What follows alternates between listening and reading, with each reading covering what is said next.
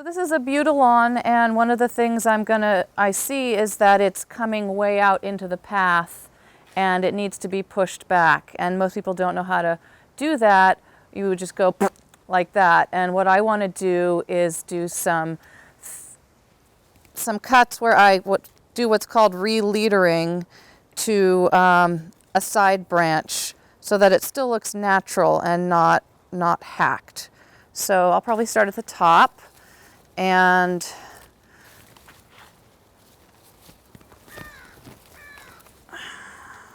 I follow the branch down to a good side branch.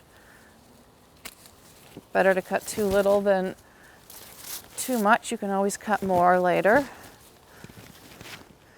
And I know it's blooming right now, so it's really not the optimal time for making these cuts. But there will still be some flowers left, and it's just getting out of control. So sometimes, as long as the client's okay, this is the time. The time is now.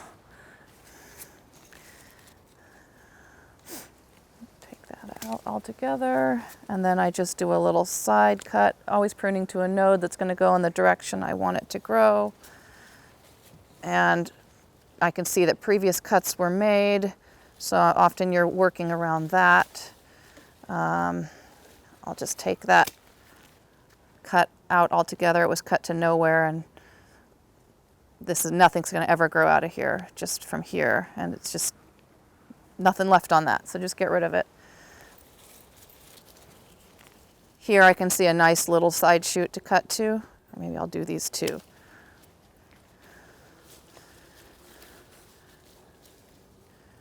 Now, Abutilon grows pretty fast, so you have to know how fast your plant grows when you're pruning it.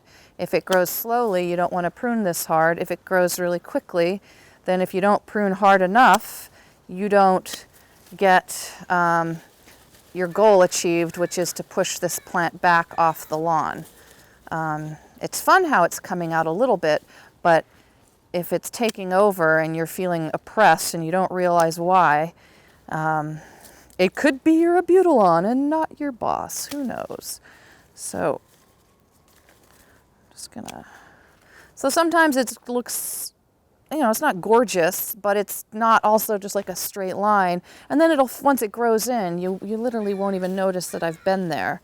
And these Abutilon is prone to lots of spindly, long, leggy stuff. And if you just let it do that forever, everything underneath, look, there's hardly any blooms down here compared to what's on top. So just like a haircut where you're layering, you have to layer.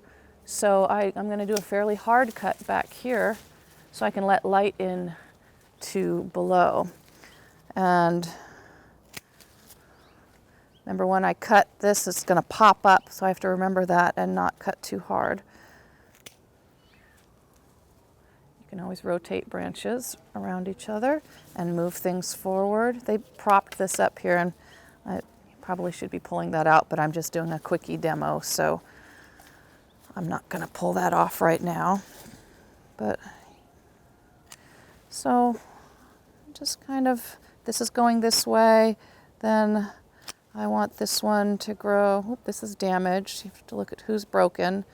If it's broken like that, it's not going to grow. So this was damaged by someone working in the garden before me. So that's okay. We'll just cut behind. And I know everything's going to pop up when I cut it shorter, so I'll go like this. Look, boom, it fills in that space nicely. You can even then just slightly shorten a side branch like that, just to kind of keep it more compact. Otherwise, these two branches will go whoosh, like that. So then I just work my way down. Look, this is perfectly set up. I'm going to cut right to there. Meant to be. The lowest branches I don't want to be shorter than these upper branches because they'll get shaded out.